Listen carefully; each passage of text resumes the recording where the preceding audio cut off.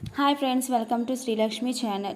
అపూర్వ అయితే శివని బెదిరిస్తుందన్నమాట. బిందు మెల్లో తాళి కట్టకపోతే ఇమ్మీడియట్లీగా ఇక్కడే నిన్ను చంపేస్తాను అని అపూర్వ బెదిరించడంతో శివ చాలా భయపడి బిందు మెల్లో తాళి కడుతూ ఉంటాడు. తాళి కట్టబోతుంటే అంతలో భూమి వచ్చి శివ చెయ్యి పట్టుకుంటుందన్నమాట. అది చూసిన అపూర్వ ఏయ్ ఏంటి అని చెప్పి గట్టిగా అరవడంతో ఆపు, ఇంకా నీ ఆటలు ఇంకా కొనసాగు, ఏంటి నువ్వు చేస్తున్న పని అని భూమి గట్టిగా అరుస్తుంది. ఇంకా భూమి శివని అడుగుతుంది, శివ ఇక్కడ ఏం చేస్తున్నావు నువ్వు అని. అప్పుడు శివ ఇలా అంటాడు, అక్క నేను బిందుకి సారీ చెప్దామని వచ్చాను, కానీ అపూర్వ నన్ను బెదిరించి ఇక్కడే చంపేస్తాను అని అంటుంది అని శివ చెప్పడంతో అలా చేయకూడదు శివ, ఎందుకంటే మనం గగన్ బాబాని అలాగే శారద అత్తయ్య పరువుని కాపాడాలి. పూరిని నువ్వు పెళ్లి చేసుకోవాలి, మన ఇంటి పరువుని మనమే కాపాడుకోవాలి అని శివతో అని అపూర్వతో ఇలా అంటుంది భూమి.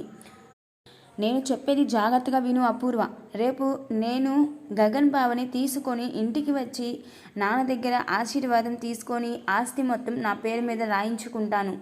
ఆస్తి నీ పేరు మీద ఉందనే కదా ఇన్ని ఆటలు సాగిస్తున్నావు.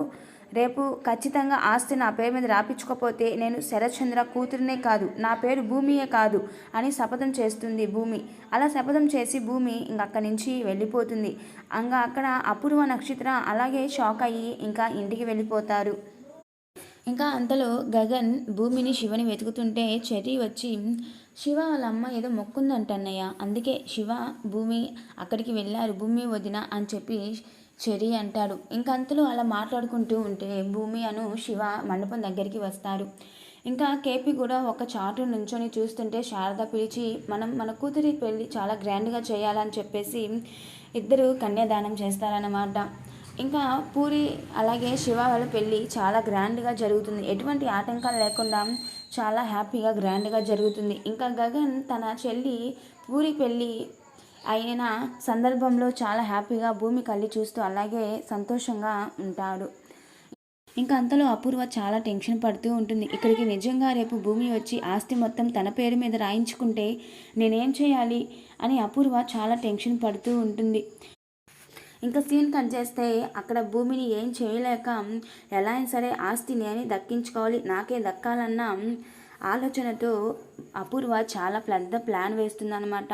ఆ ప్లాన్ ఏంటంటే ఎలా సరే శరత్చంద్రాన్ని చంపాలి, ఎలా సరే బావని చంపేసేయాలి అని అపూర్వ అంటుంటే నక్షత్ర వచ్చి, మామ్ డాడీని చంపేస్తున్నావా అని నక్షత్ర అంటుంటే, అవును బావని చంపేస్తున్నాను, ఆయన తాగే పాలల్లో పాయిజన్ వేస్తున్నాను, అది తాగడంతో బావ చనిపోతాడు, ఇంకా ఆస్తి మొత్తం మనకే దక్కుతుంది, ఆ భూమి రేపొద్దున వచ్చేలోపు బావ శవం ఉంటుంది అని అపూర్వ అంటుంటే నక్షత్ర, మామ్ నాకు అర్థం కాలేదు, ఇప్పుడు నిజంగా డాడీ చనిపోతాడా అని నక్షత్ర అంటుంటే అపూర్వ, అవును బావ చనిపోతాడు పిచ్చి మొహమ అని చెప్పేసి అపూర్వ మనసులో ఇలా అనుకుంటుంది.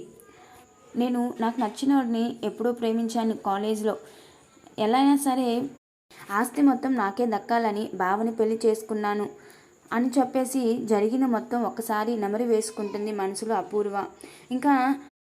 ఇంకా అపూర్వ నక్షత్ర మాట్లాడుకుంటున్న మాటలు శరత్చంద్ర విని చాలా షాక్కు గురవుతాడు.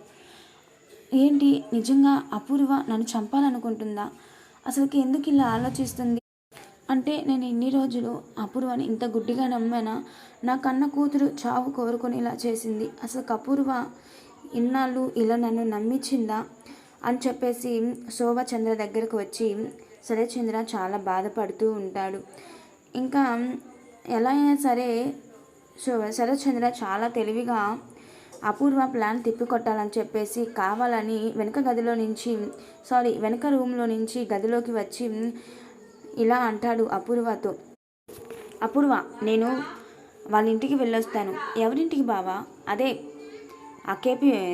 శారద వాళ్ళ ఇంటికి వెళ్ళొస్తాను. ఎందుకు బావా, ఆ కేపీ శివగాడికి కన్యాదానం చేశాడు అని చెప్పేసి ఇలా చెప్పి ఇంకా శరత్చంద్ర భూమి వాళ్ళ ఇంటికి వెళ్తాడు.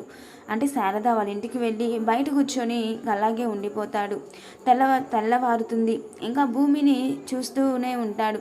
ఇంకా అందరూ చాలా హ్యాపీగా పూరి, శివ, భూమి, గగన్ వీళ్ళందరూ పెళ్ళైన హడావిల్లో చాలా సంతోషంగా ఉంటారు. ఇంకా భూమి శరత్చంద్రని చూసి, నానా నాన్న ఏంటి నాన్న నువ్వు ఎక్కడున్నావు అని చెప్పేసి భూమి ఇలా అడుగుతుంది.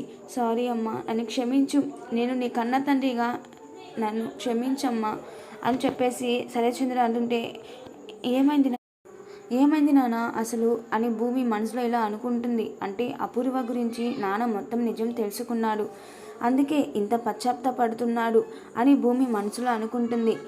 ఇంకా అంతలో గగన్ వస్తాడు. ఇంకా శరత్చంద్ర గగన్ చూసి నన్ను క్షమించు గగన్, నన్ను క్షమించు ప్లీజ్ అల్లుడు, నన్ను క్షమించు అని శరత్చంద్ర అంటుంటే అయ్యో మావయ్య, ఇప్పటికైనా అపూర్వ గురించి నిజం తెలుసుకున్నారు, మాకు అదే చాలు, ఇంకటి నుంచి మీరు మా ఇంట్లో ఉండొచ్చు, ఇబ్బంది ఏం లేదు అని చెప్పేసి గగన్ అనడంతో నువ్వు చాలా మంచివాడి గగన్, ఎందుకంటే ఎన్నో రోజులు ఎన్నోసార్లు నేను అవమానించినా నువ్వు నన్ను పెద్ద మనిషి చేసుకొని క్షమించినందుకు చాలా థ్యాంక్స్ గగన్ అని చెప్పేసి శరత్చంద్ర గగన్తో అంటాడు.